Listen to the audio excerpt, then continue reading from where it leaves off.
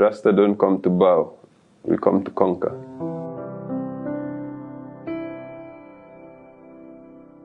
A lot of people on social media did not even do any background work on me. They just dismissed me because of my appearance. So maybe, and I did say that in the press conference, maybe you should listen to what I have to say. Maybe you should dig into my background before you decide. Because if you check it, all the people that have been here before know how to dress impeccably. But the country is still frustrating most of us. Yeah. So maybe what we need is somebody that is not that well dressed, but has better intentions. I have better intentions.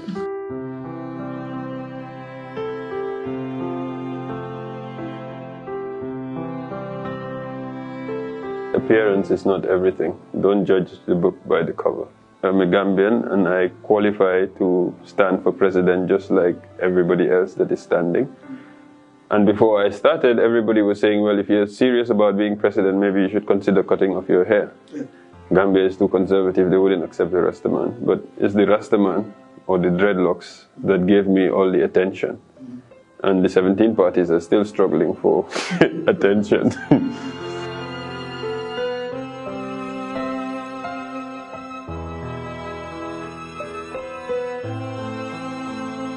You see, there's this saying that science advances one death at a time. So, if an existing scientist sits here and creates and says that, you know, X equals to Y, he will defend that until he dies, even if it's wrong. So, if you know that X is not equal to Y, X is actually equal to Z, and you point it out, they will squeeze you. Okay?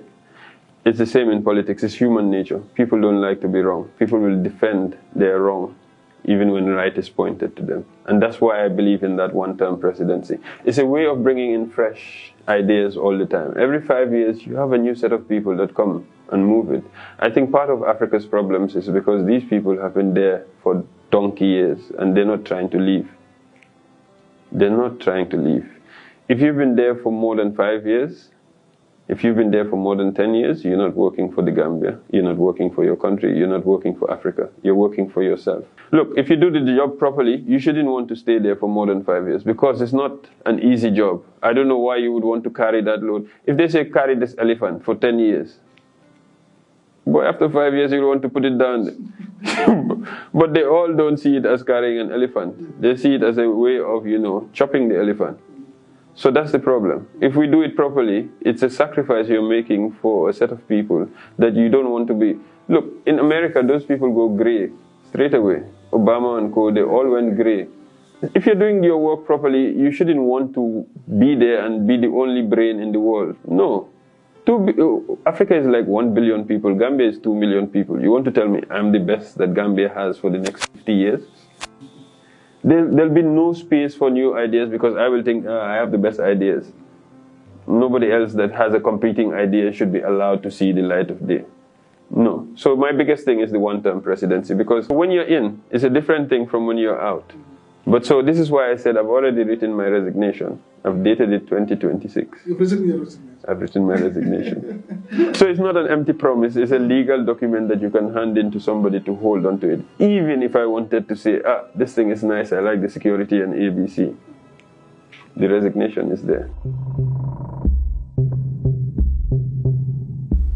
Based on the things that I've seen, I support the legalization of cannabis. It takes a government and a national parliament. It's not a president alone that can come and say overnight, weed is legal. It takes a national parliament to discuss it and approve it.